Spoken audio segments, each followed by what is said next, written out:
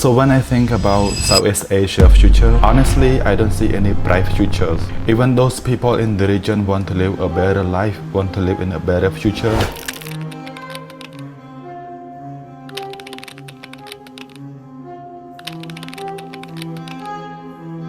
But there's always something that holding them back.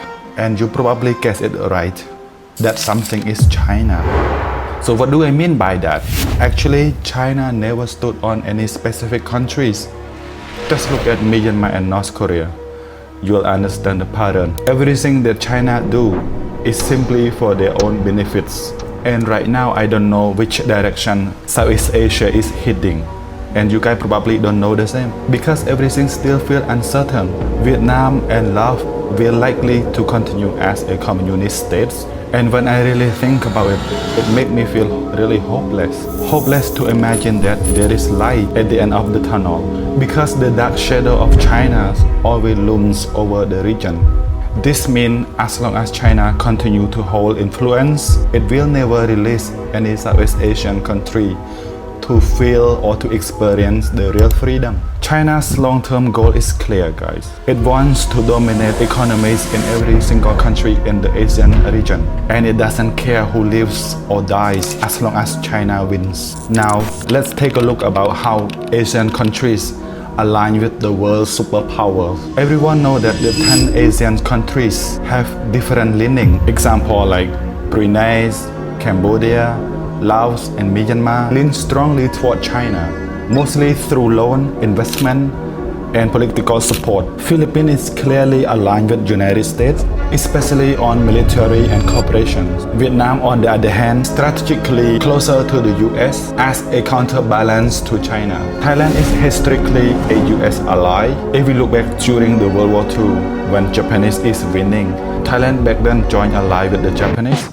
And then when the Japanese is losing the World War II, Thailand then moved to United States instead. For Singapore, Indonesia and Malaysia, they are trying to balance between those two powers. They are of course doing trades with China, but they still remain strong ties to the West and United States. This is also wise. So geopolitically, the region is split between China's economic powers and America's military and cultural influence. But this isn't about just politics alone. Cultural and language barriers plays a big role too. Countries with strong English abilities and Western cultural familiarities like Singapore and the Philippines find it more easy to work with the US. The Philippines uses English as their official language, while Singapore on the other hand uses English as its main working language and is highly westernized too. For Malaysia, Thailand and Indonesia also have a strong English exposure, especially among the educated class. However, the societies remain culturally traditional, so they have to balance it carefully, right? China influence spreads through ethnic Chinese communities in Malaysia, Singapore, Thailand and Indonesia also. These communities often serve as economic and cultural bridges to China. In places in Cambodia, Laos and Myanmar, Chinese language doesn't widely spoken, but Chinese business dominate the society, which sometimes cause local resentment also. So at this point, we can understand that language and cultural mistrust also a factor to slow down a deeper cooperation between Asian nationals. Many Asian nations are proud of their own identities and they don't want to be culturally dominated by anyone. Not the West, not China. That is one reason that Indonesia stay neutral. National identity is better than picking sides.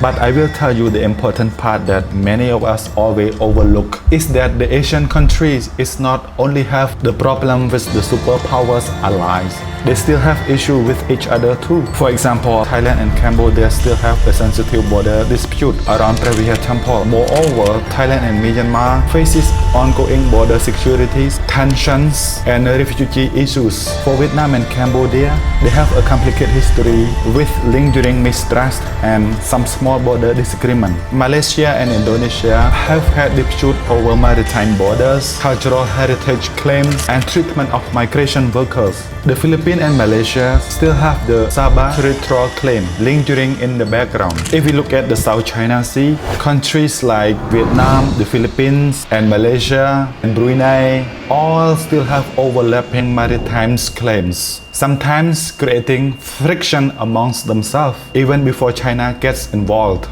This is not the end of the issue yet. There is one more annual haze problem. Indonesia's forest fire affect Malaysia and Singapore, leading to regular political irritations. So while ASEAN China presents themselves as united communities, underneath it, there are real cultural differences, language gap, economic dependencies, and territorial disputes that make their unity complicated. From all the issues that I talk about, that make me think that there is no future for the ASEAN.